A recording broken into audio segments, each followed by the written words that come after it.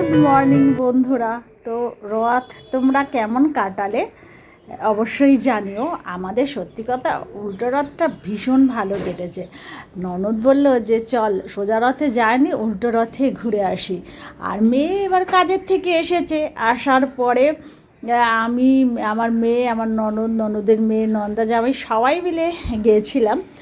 গিয়ে আমরা রথে ভীষণ আনন্দ করেছি।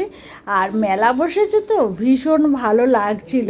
আর অনেক জিনিস কিনেওছি, খাওয়ার জিনিস। আবার গোপালের বইটা না আমার ছিল, কিন্তু সেটা বাড়ি চেঞ্জ হওয়াতে সে যে কোথায় গেল খুঁজে পাচ্ছি না। নতুন করে আমরা গোপালের বই কিনলাম, একটা ময়ূরের পালক কিনলাম, যেহেতু গোপালের আসছে গোপালের জন্মদিন, সুতরাং সেই জন্য কিনলাম। অনেক কিছু কিনেছি, খাজা কিনেছি, তারপরে ওই যে সাদা কটকটিগুলো আছে সেগুলো কিনেছি। আর সত্যি কথা বলতে আমার মেয়ে যেটা দেখছে সেটাই বলছে, মা এটা কি সুন্দর। আমি বলছি শোন মা, আমাদের মেয়েদের যেটা দেখবো সেটাই মনে হয় আমার ঘরে নেই, এটা কিনতে হবে। আবার যদি না কিনিস তাহলে কিন্তু সেটা লাগবে না। সুতরাং চল এবার এখান থেকে আবার বেশি ঘুরলে, যত বেশি ঘুরবি তত বেশি কিনতে ইচ্ছা করবে।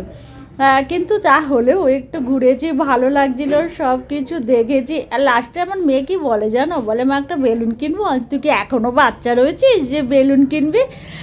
যাকে ভীষণ মজা করেছি আমরা, ভীষণই মজা করেছি। আবার রথে গিয়ে না আমরা আবার একটু দড়িটাও ধরে টেনেছি।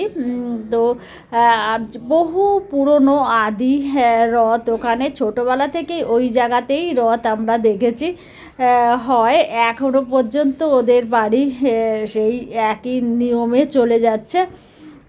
তো আমরা এখন এই দেখো আমরা এখন ঢুকছি। তো তোমাদের রথটা দেখাবো, ভীষণ ভালো লাগছিল। এই দেখো চালাঘর, এই চালাঘর দিয়েই যেতে হয়, কিন্তু অনেক পুরনো চালাঘর, কিন্তু যেন দেখে বুঝবেই না যে এত পুরনো, সারাই করে এত সুন্দর করে রেখেছে যে মনেই হয় না যে এটা অনেক বছর আগের বাড়ি।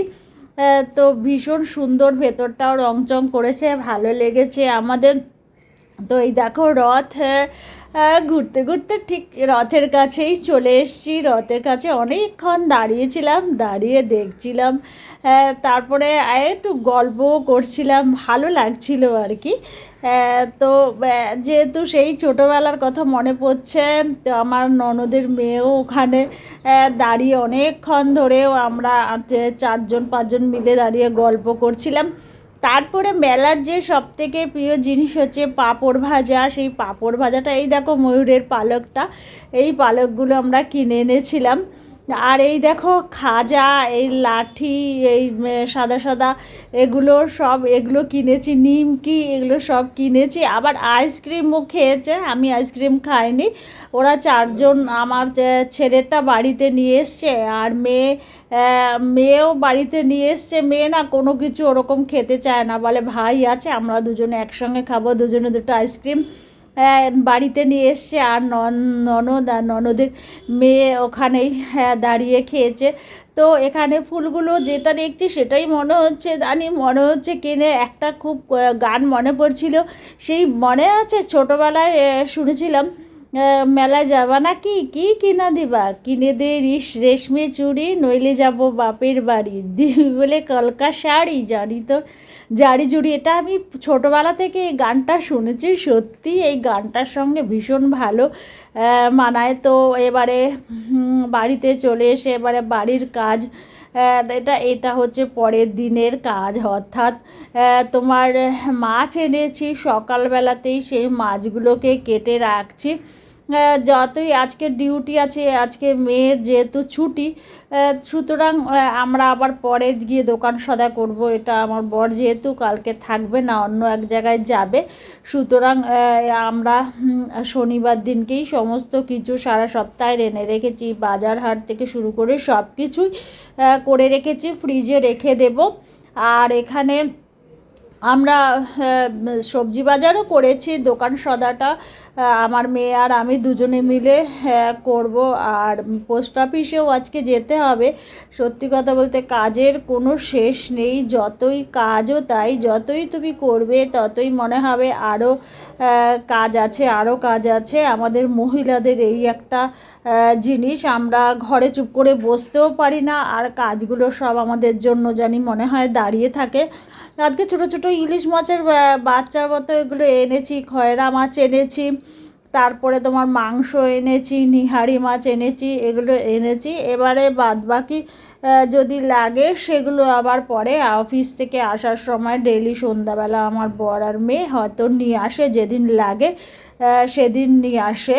তো এই দেখো ময়ূরের পালকটা যেটা আমি কিনেছি, এটা আমি ওই যেদিনকে গোপালের পুজো আছে সেদিনকে আমি কৃষ্ণর ওখানে সাজাবো বলে কৃষ্ণর পাশেই যদিও রেখেছি। তো দেখো তো কেমন হয়েছে, আমার ননদও কিনেছে, আমিও কিনেছি, যা দেখি সেটাই মনে হয় জানি আমার লাগবে। লাস্টে আমার মেয়ে বলছে মা একটা পাপোশ কিনবে, যে পাপোশ কি তোর ঘরে নেই?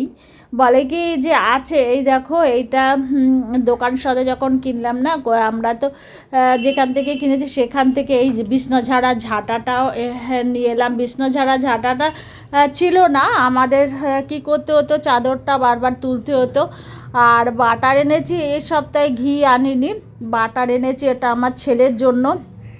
তো আমার বলেছি ঘি আর খেতে হবে না, দেখি তো এই সপ্তাহে বাটার, ও না একটু ঘি হলে, আলু সেদ্ধ হলে ভীষণ ভালো বাসে আর কি। এই দেখো আইসক্রিম কিনে এনেছে, খায়নি কিন্তু এখনও, বলছে পরে খাবো বাবা এলে সন্ধ্যাবেলা, এরকমভাবেই রেখে রেখে রেখে রেখে চলে আর কি।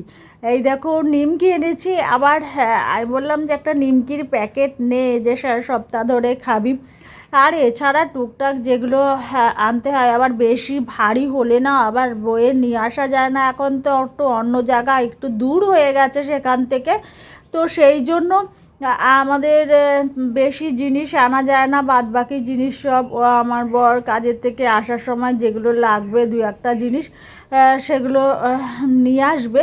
তবে ডাল টাল সবই নিয়ে এসেছি, সার্ফের প্যাকেট, ভীম সাবান, তারপরে তোমার আমুলিয়া সবই মোটামুটি নিয়ে এসেছি। এছাড়া খাবার জিনিস চাউমিন সবই, চাউমিনটা ছিল। আর আজকে ধোকা করব, ধোকার ডাল না, ধোকা কিনে এনেছি, কিনে এনে এখানে মানে সব কিছু গুলে টুলে রেডি করে এই দেখো ভেজে নিচ্ছি। আজকে ধোকার তরকারি খাবো। আমার ছেলে আর মেয়ে এত ভালোবাসে ধোকার তরকারি, এত ভালোবাসে, আবার ধোকা ভাজাটাও ভীষণ ভালোবাসে। আবার গাঠি কচু এনেছি জানো, সেটা সেদ্ধ দেবো বলে ভেবেছি, সাদা সাদা গাঠি কচু। সেই গাঠি কচু না ছোটোবেলায় দেখতাম গাঠি কচুটা সেদ্ধ দিয়ে মা শুকনো লঙ্কা ভাজতো, ওই তেলটা দিয়ে আর শুকনো লঙ্কা দিয়ে খেতাম, তো এত সুন্দর, এত টেস্ট ছিল। তো আমি আমার ঘরে একদিন করেছিলাম, এখন ছেলে মেয়ে গাঠি কচু দেখলেই বলে যে মা শুকনো লঙ্কা ভাজবে, আর বেশি কিছু বলছে না। কেমন লাগলো অবশ্যই জানাবে। তাহলে আজকের জন্য টাটা।